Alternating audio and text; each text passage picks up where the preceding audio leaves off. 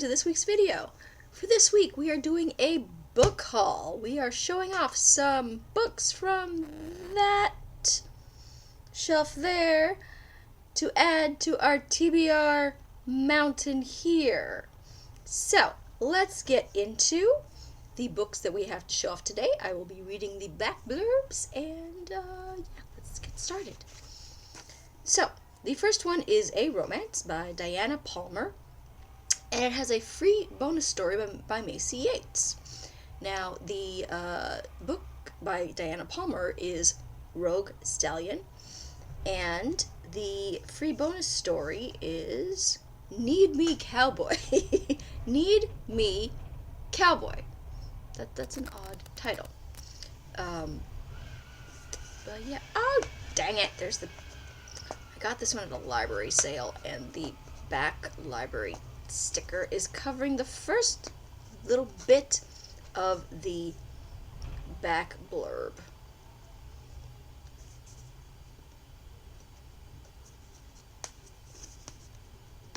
I didn't think about this before we started filming.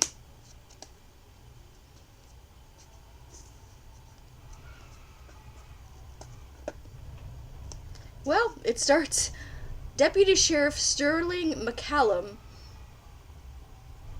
something, his life. Yet, when caring social worker Jessica Larson asks for his help looking for the mother of an abandoned baby, Sterling can't refuse. Jessica has dated her life to helping people, despite cynical Sterling's stern warnings. She can't back off.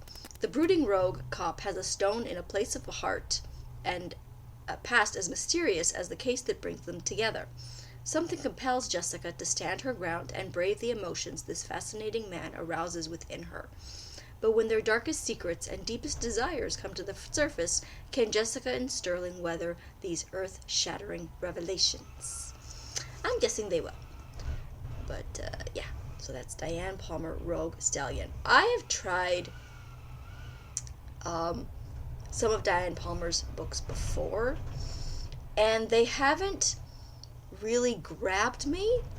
I don't know, there's something about her writing that just doesn't, it just doesn't grab me, but I keep trying. So maybe this one will work for me. And Macy Yates, I loved her Harlequin Presents A World Apart. That was my first introduction to her. And that little Harlequin Presents, no book of hers has been able to match my love of that little story. I don't know why, but I keep trying with Macy Yates, trying to recapture that magic that was a royal world apart, and I just haven't been able to. I've tried her other books, and they've just haven't done it for me. That one little Harlequin Presents just raised the bar so high for me that her other books just haven't done it for me. Maybe this one will. So, there's that one. Next is Penny Jordan's A Perfect Family. That's a beautiful cover. Oh, wait, I also like to do the publication dates on the books, too. This one, Rogue Stallion, was published in 1994. And the Macy Yates story, Need Me Cowboy, was published in 2019. So, now Penny Jordan's A Perfect Family with that beautiful cover.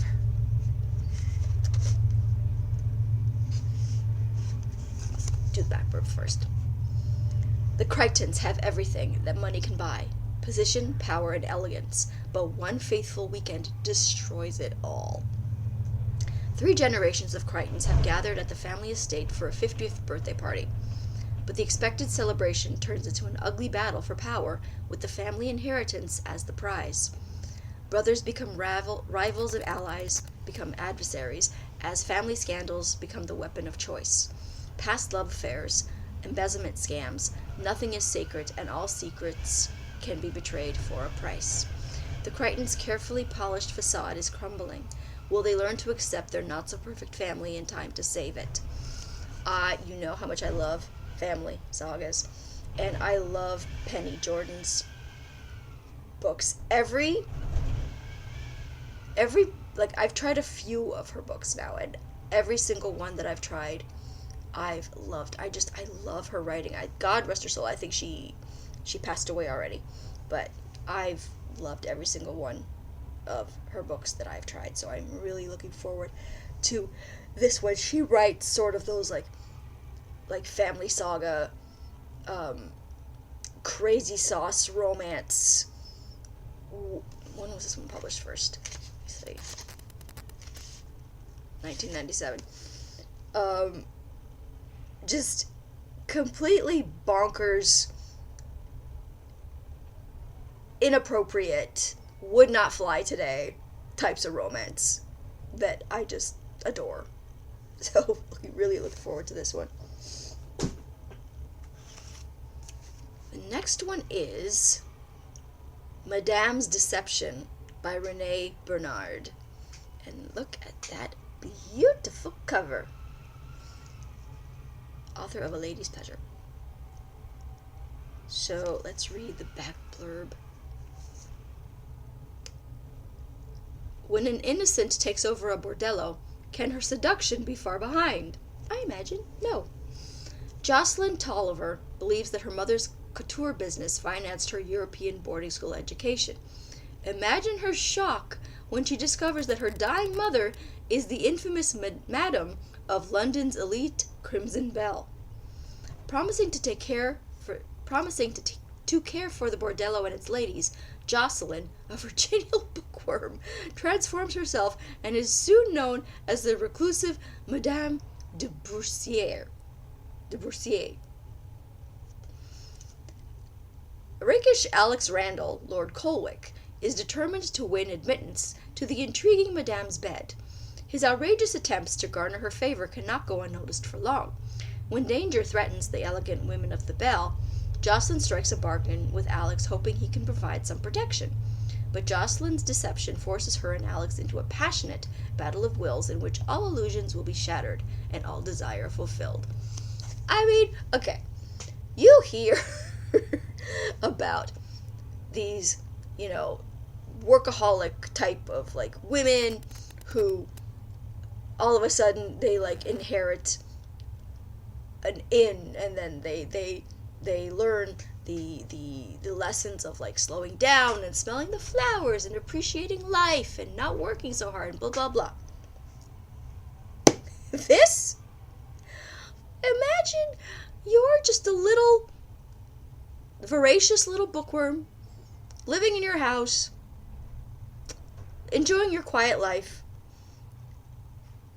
and then your mom dies, and you find out that you've inherited a whorehouse. I am so looking forward to this book.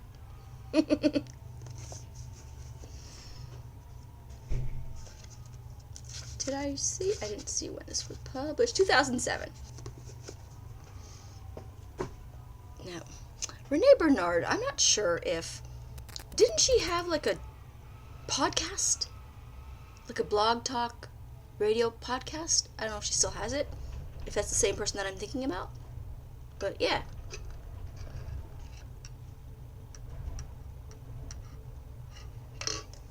Just checking from my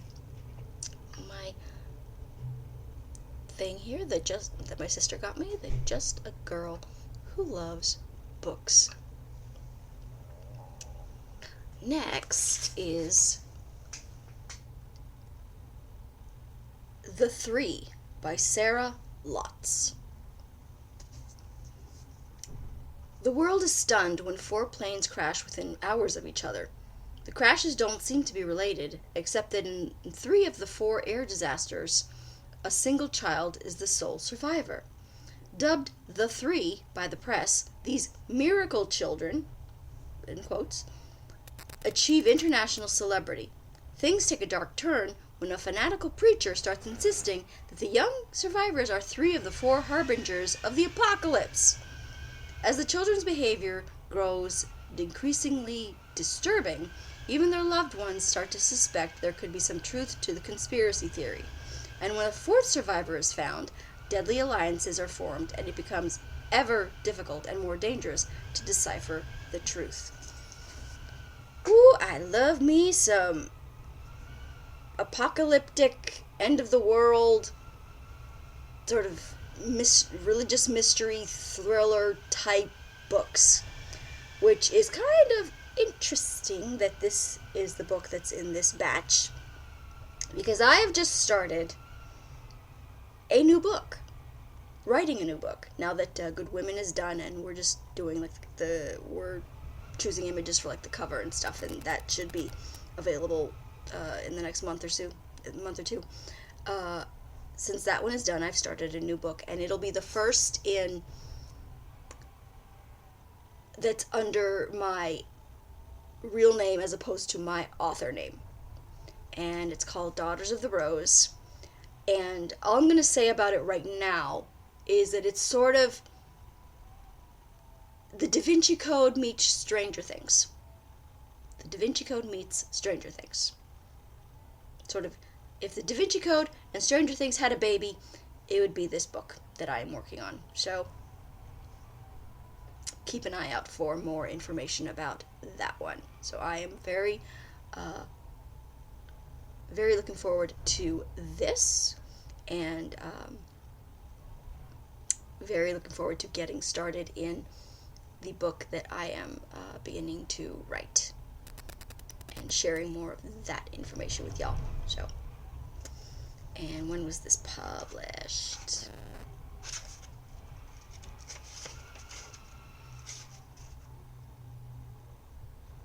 2014. Next, we have Last Breath by Karen Slaughter. Now, do we remember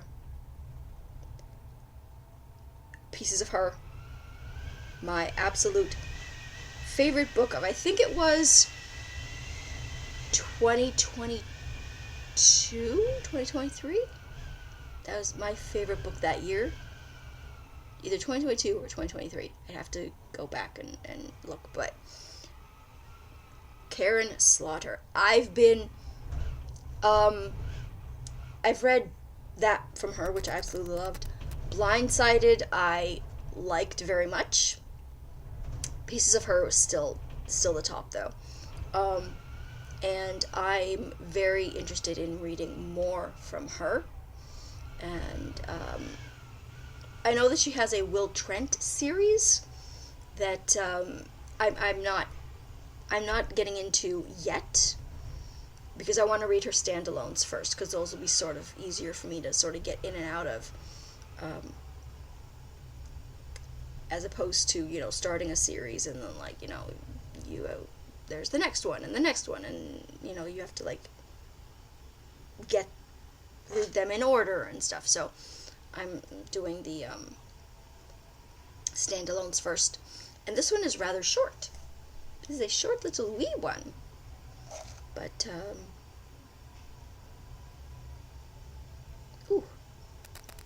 not New York Times bestselling author of The Good Daughter. I have not heard of that title from her, but oh my. Let's read the back of Last Breath. Protecting someone always comes at a cost.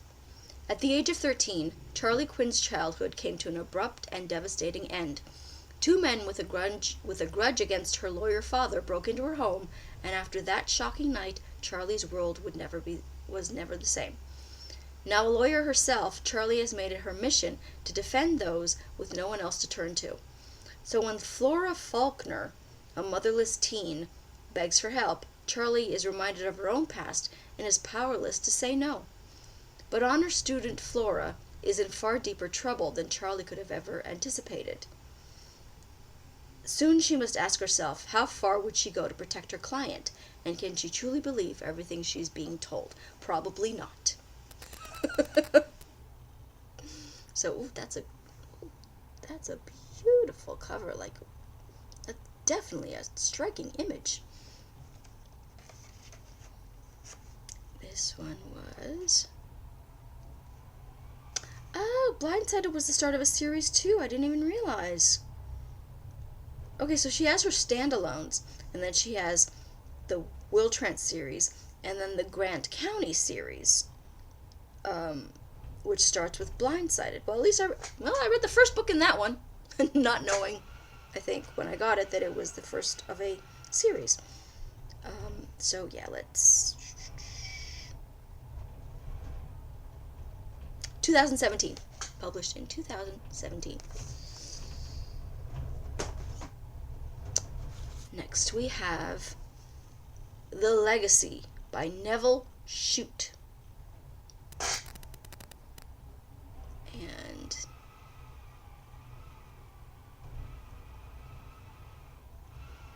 a young girl, an Australian soldier, and the hours they'll never forget. The Legacy is among the three or four most cherished novels by the best-selling author of On the Beach. It tells of a young woman who miraculously survived a Japanese death march in World War II, and of an Australian soldier, also a prisoner of war, who offered to help her even at the cost of his life. Oh, hell. So I'm guessing he's gonna die. This is... a young girl, an Australian soldier, and the hours they will never forget. So I'm guessing it's a romance, but he's gonna die. This is... I think this one's gonna hurt me. I have a feeling this one's gonna hurt me. Oh, he wrote quite a few. There's at least, like, what, 20 books here? My goodness. This one was published in 1950. Oh, lordy. Indeed, indeed. I have a feeling this one's gonna hurt. Next we have a classic. Fanny Hill, or Memoirs of a Woman of Pleasure by John Cleland. So I think this one's a spicy classic. I've heard of, was this like the first erotic? Sorry, back up a little. Was this the first erotic novel? I think. Yeah, let's check out the back, complete and unabridged, which it's pretty small. So, but then like the type is like, Jesus Christ.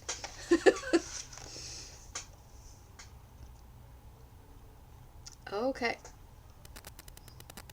I shall recall to view those scandalous stages of my life. Truth, stark naked truth is the word, and I will not so much as take the pains to bestow the strip of a gauze wrapper on it, but paint situations such as they actually rose to me in nature, careless of violating those laws of decency that were never made for unreserved intimacies. From her position of wealth and happy respectability, Fanny Hill looks back at her early life and disreputable adventures. Arriving in London alone, poor and innocent, she falls into the hands of a brothel keeper, because of course. But only when she is separated from the man she loves does she enroll in the unhappy profession of prostitution.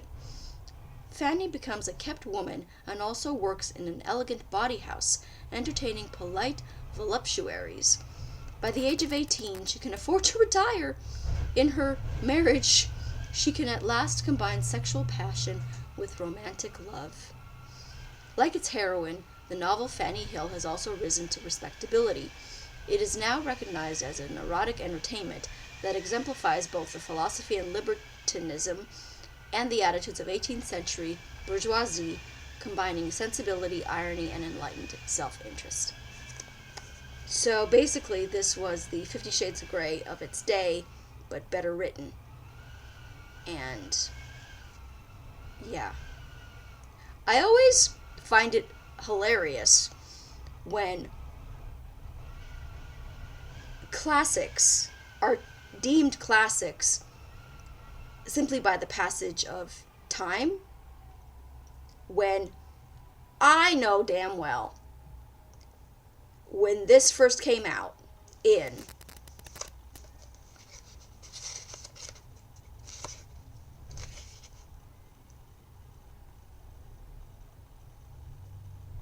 1748, that this was mocked, shunned, looked down upon, trashed, all the things that contemporary erotica and romance in general is looked treated as today. Think whatever you want about 50 Shades of Grey, the writing, whatever.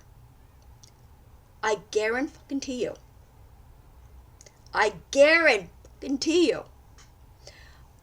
time capsule people, because I know technology is going to be way advanced in 100 years.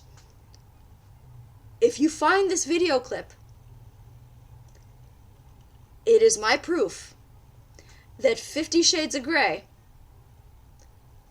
is now considered a classic. I guarantee you. 100 years from now, every book, especially romance, every spicy book is going to be considered classic highbrow erotic literature. This video clip right here will serve as my proof that 100 years from now, 200 years from now, the books that you are trashing and mocking will be considered classic literature. I just want to put that out there. Think what you want about the writing, like, yeah, fine. Not 50 Shades of Grey. I agree with you.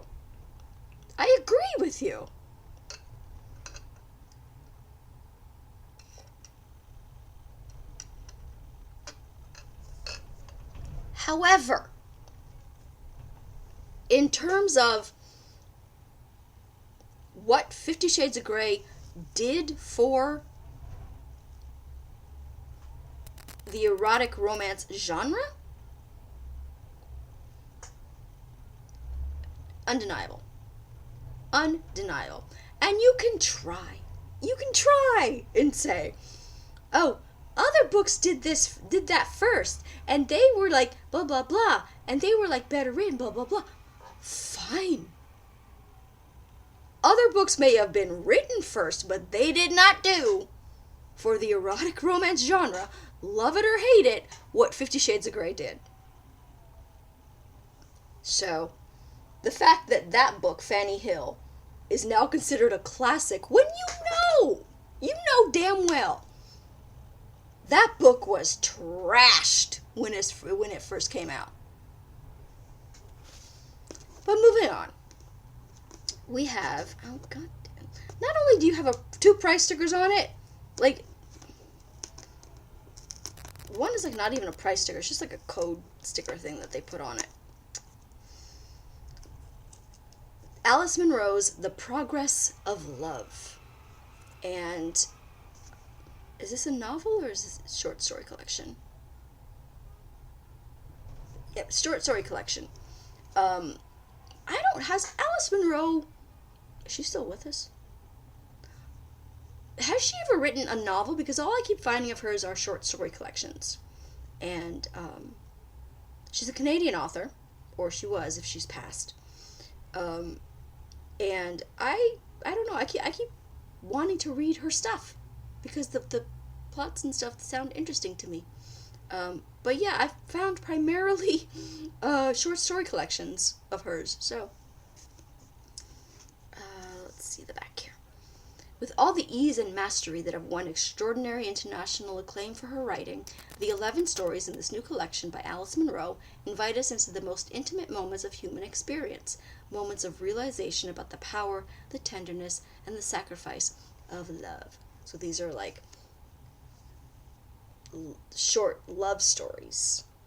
I don't know if necessarily they're all going to be romance, but maybe they're like love in all its forms kind of thing. There might be like romantic love, there might be parental love, there might be friendship love, like that. So, and this was published in 1986. Next we have Sandra Brown, Two Alone. I loved Sandra Brown's Rainwater. I think that's what it was called. And I have another one on there, Thursday's Child, I think it was. I have on my TBR to read. And Thursday's Child is one of those that I believe I read it, but it was so long ago that I don't remember much about it, so I will be sort of rereading it. But this one I know I never read. When they're playing the only way to stay alive is to stick together. When their plane crashes in the remote reaches of the Northwest Territories, confident businesswoman Rusty Carlson. Why would you do that? Why would you first of all, why would you name a woman Rusty's? Miss Sandra Brown, we have to have a conversation. Why? I can understand name a guy with that name. Some ginger dude named Rusty. Yeah, that makes sense. A woman?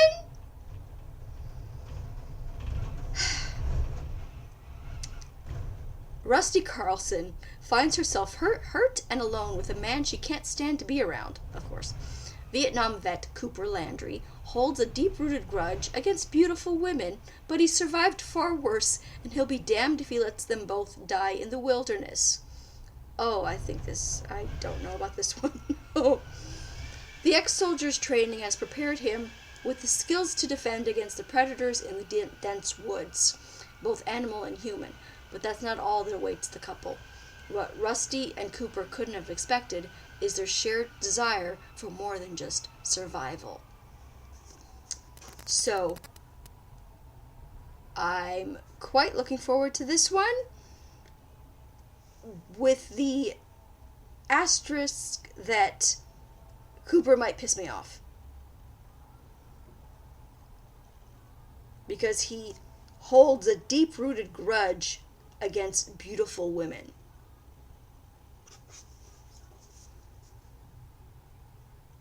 We shall see. We shall see if I get through this one. Because there was a Sandra Brown book that I DNF'd. I can't remember the title right now.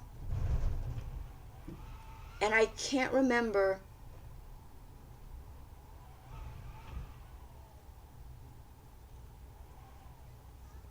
what it was that made me DNF it. And that annoys me. Because I know that it was something in it that that really just irked me and pissed me off. And I can't remember what it is right now. So we're going to try Sandra Brown again. Although, Cooper, you might be what does me in. This one was published in 1987. Really? I was 10. Oh, we're going to try Harold Robbins again.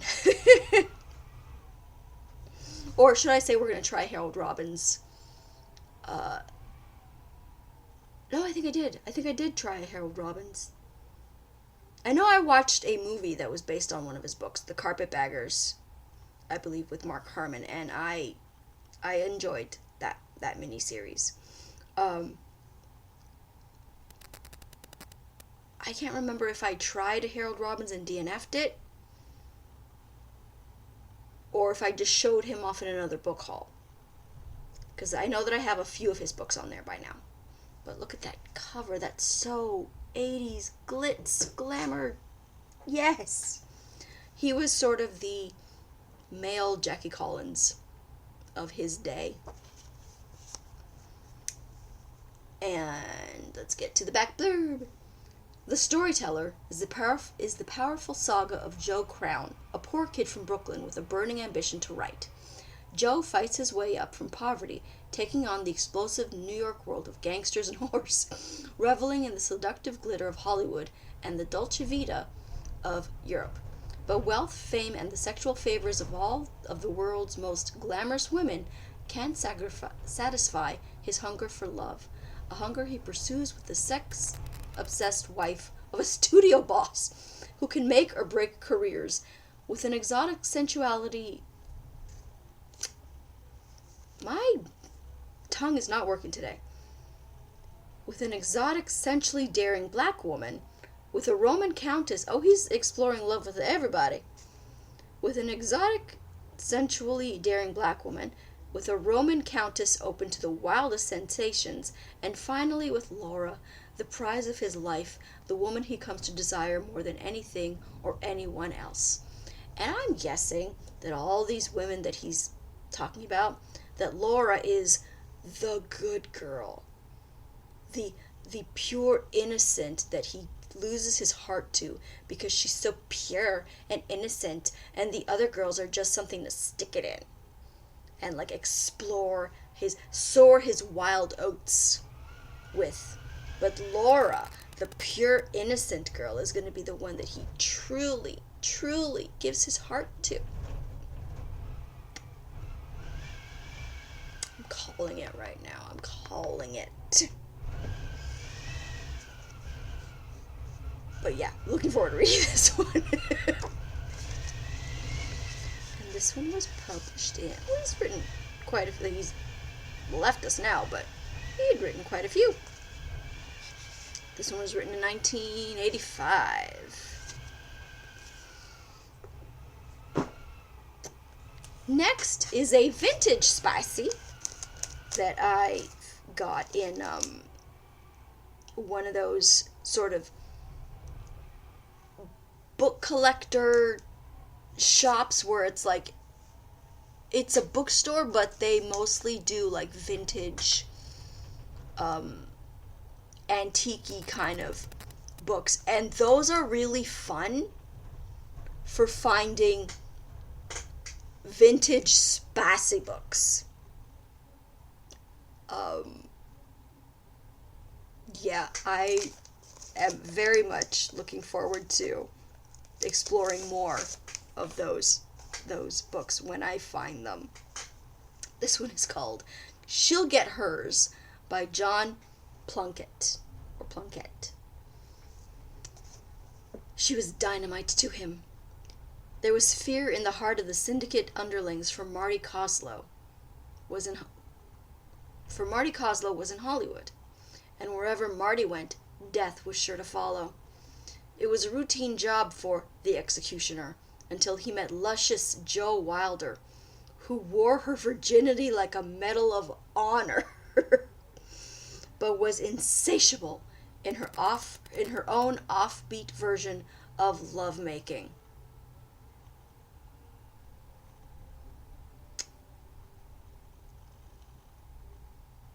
Put a pin in that. Slowly but surely, Joe reduced Marty to a quivering mass of frustration until he had to kill, not only because it was his job, but because it was the only way that he could prove that he was still a man. But his gun spoke too soon and too often, and eventually Marty found himself on the wrong end of a vicious manhunt. Let's talk about this blurb, shall we? Jo Wilder, who wore her virginity like a medal of honor, but was insatiable in her own offbeat version of lovemaking. What does that mean? Does it mean she does everything but?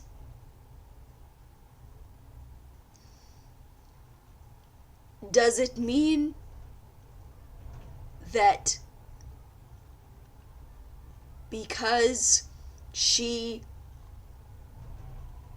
engages in intimacies not through one opening but through another, that is somehow termed as her still being a virgin? Does it mean she likes to give him a treat with her hands? Give him a treat with her mouth? Is it that because I'm assuming, because it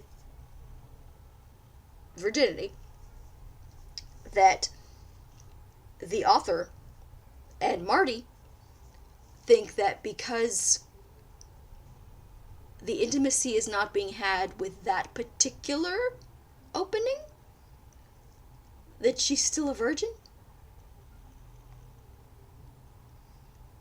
And the next paragraph, slowly but surely Jo reduced Marty to a quivering mass of frustration. So because they're not engaging in intimacies through that specific how do you do, he is frustrated because he can't, or she won't allow him to, into the forest of her righteous truth, to quote Friends, because she won't allow him into the forest of her righteous truth. He is frustrated. And so he has to kill people to prove that he's still a man. Because that's how that's what masculinity means. It means being violent and killing people. Oh my God. Oh, this is going to be fun. This is going to be fun.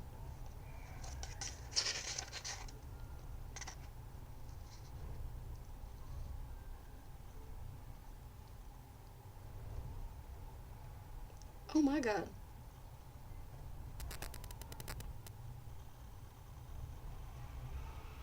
What does that mean? Okay. You know how like they have like little preview scenes or whatever in the beginning? I'd have to read this. It starts, never too young. How old are you? Marty asked.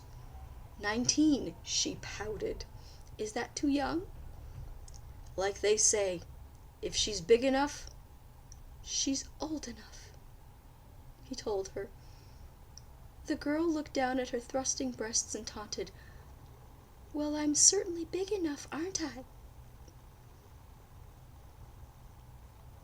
Oh, sweet Jesus. Oh, this is going to be a journey. I can't wait to read this book and tell y'all about it. Oh my God. Oh my God. This is going to be, oh wow, okay. Oh wait, when was this? When was this, oh Lord, published? 1960. I thought this was older. I thought this was much older. Wow. Okay. Oh, that's the next one is The Building of Jalna by Mazo de la Roche. Now, I've heard a lot about this author. She's no longer with us because this is a very old book. Oh, I didn't take the plastic off, so I can't do the publishing thing. But yeah, this was also in another one of those sort of old bookstores that mostly have like vintage books and such. But the Jalna series is a saga built around one family, and it's a family saga book. And I remember watching a documentary on this author a while back, and wanting to check out her books. So look at that. I love that cover. Look at that beautiful vintagey cover. Oh my goodness, the type was so small. The Building of Jalna is chronologically the first novel in the famous White Oak series. In it, we are taken back to the year 1850. Adeline White Oak, the matriarch of the later stories, was then the impulsive, passionate young bride of the handsome Captain White Oak, who had sold his commission in the Hussars in order to migrate to the superb virgin country on the shore of Lake Ontario. Oh yeah, I think I remember reading that this was actually set in Canada. After a visit to the home of the courts in Ireland and a turbulent crossing of the Atlantic, they find themselves amid the spaciousness and beauty that is Canada. Then comes the building of Jalna itself, an achievement attended by all the material and emotional complications characteristic of the family. As their new circle of friends widens, skating parties, bathing parties, and a grand christening afford endless opportunities for the display of the jealousies, the fierce attachments, and the tart, unexpected humor which delight all those who follow the fortunes of the White Oaks. So, I am quite interested in following this family saga because I love my family sagas very, very much. So, when was this published? 1945. This edition, specifically, though, was 1956. But this was first published in 1945.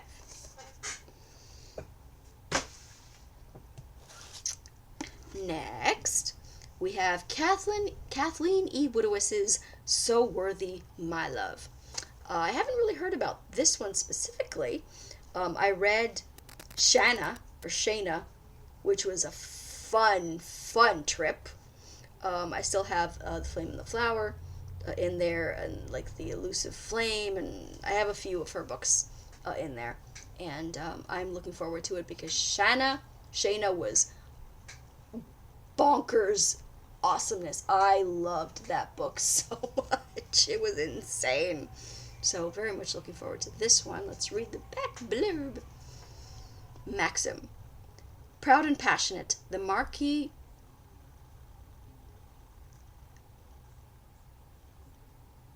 of Bradbury swore vengeance on those who had stolen his title and lands, and branded him a traitor to the crown. Elise.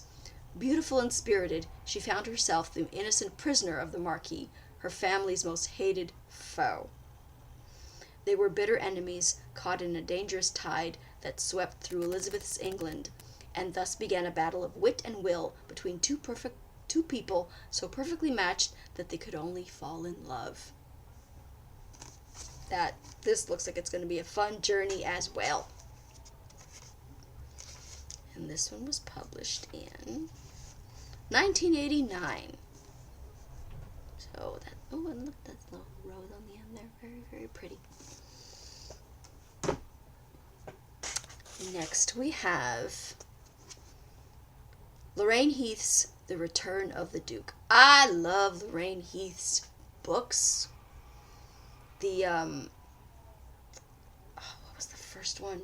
Something.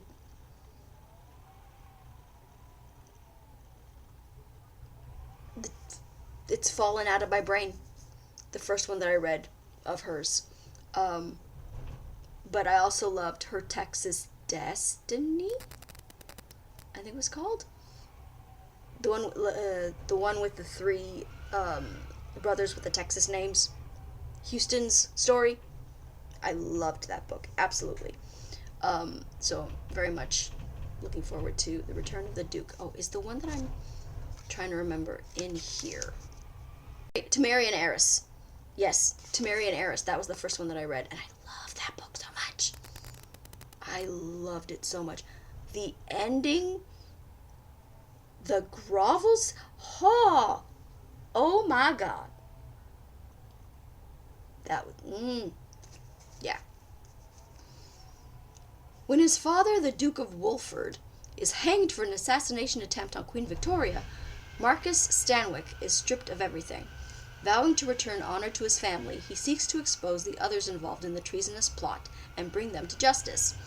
His search forces him to turn to a woman he despises for her unforgivable betrayal, a woman known as the Heartless Harlot.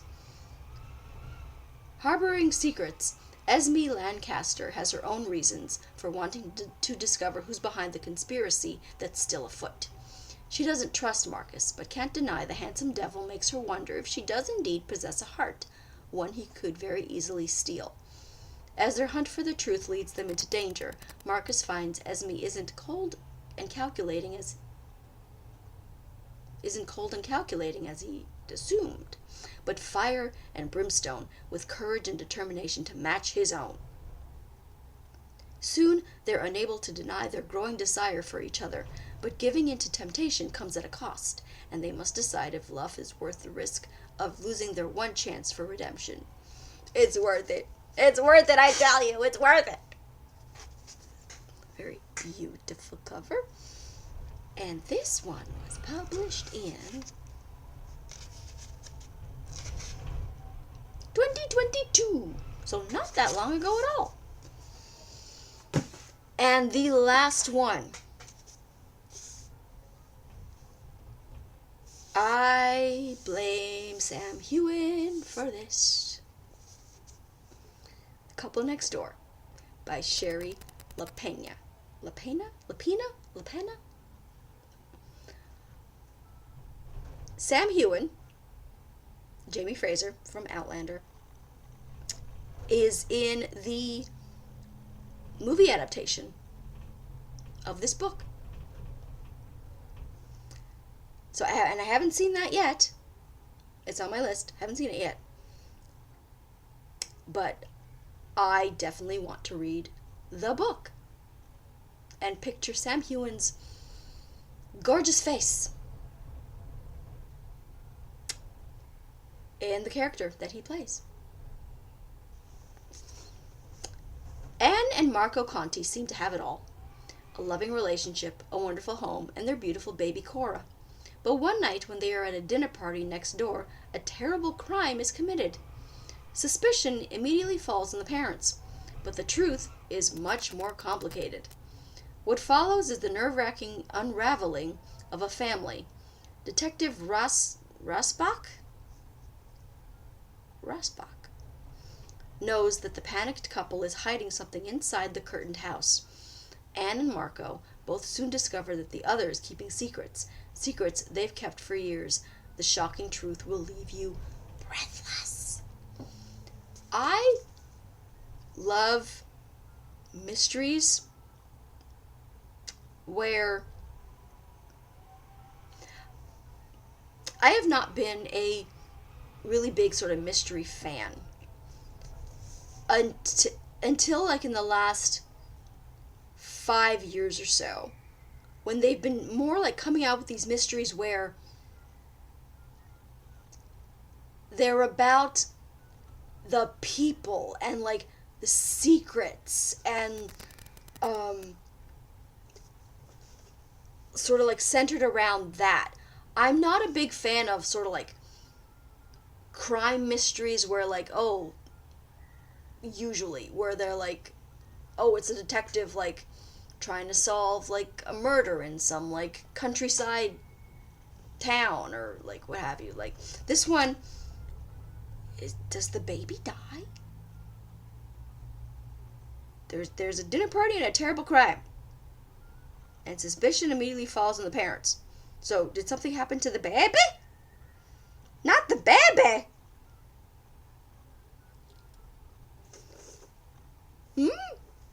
I did not think that that's what...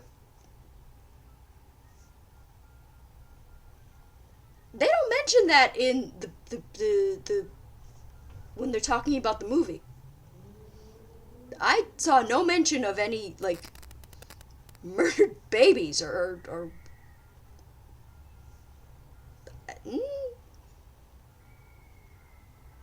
and it's not that big a book.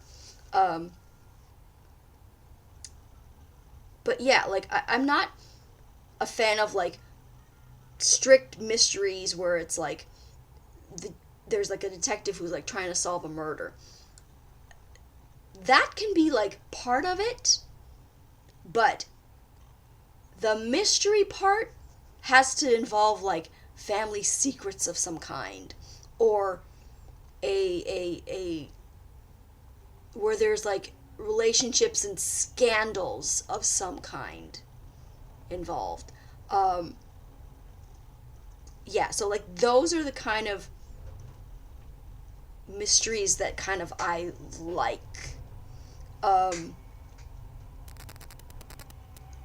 Not necessarily like crimey kind of like mysteries, but more like psychological thrillers.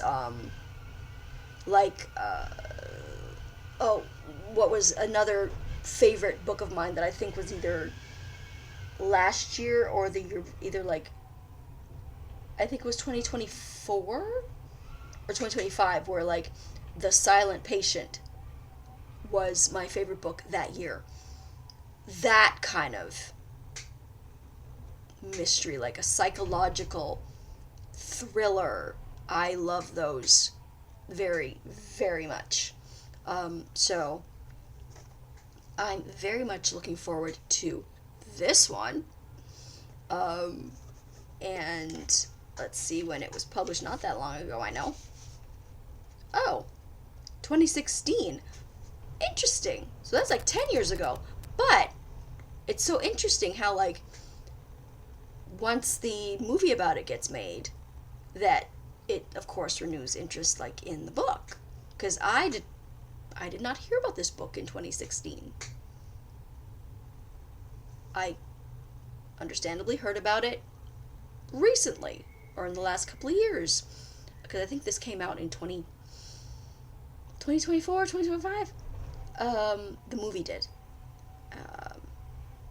So yeah, I'm very much looking forward to this one. Now, that is everything that I have to show you in this video. Let me know if you've read any of these books. I'd be very interested to know if you've read any of the vintage ones that I mentioned, and sort of your thoughts on those as well. But yeah, that's going to be it for this week's video. Make sure that you're subscribed. Like the video, share it with other people who would enjoy book haul sort of videos. And yeah, I will talk to you guys next time. Bye!